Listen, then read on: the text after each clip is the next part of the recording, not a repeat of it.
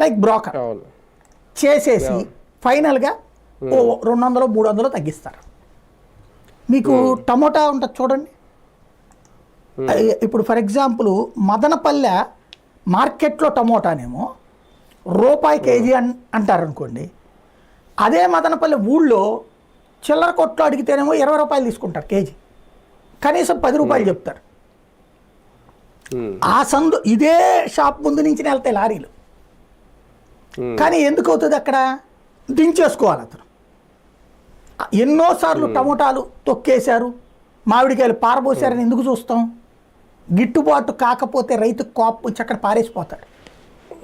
అలా పారేసిపోతే దాన్ని కొనుక్కుని దాన్ని ఎత్తుకుపోయి అమ్ముకునే వాళ్ళు కూడా ఉన్నారు. రైతు అనేటటువంటి వాడి కష్టాన్ని దోచుకోవడానికి సకల దరిద్రులు ఉన్నారు.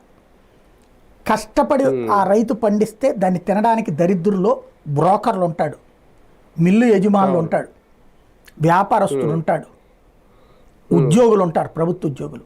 ఇంతమంది బతికేస్తున్నారు అతని మీద. నాకు మొన్న నుంచి ఈ కొంతమంది మంత్రుల దగ్గర పబ్లిక్ అడిగారు, మొన్న మధ్య దాని దగ్గరికి వెళ్ళమన్నారు బాబు గారు. వెళ్ళినప్పుడు అడిగారు. ఇట్లాంటి ఈనాడు జ్యోతిలో కూడా వచ్చినాయి వార్తలు.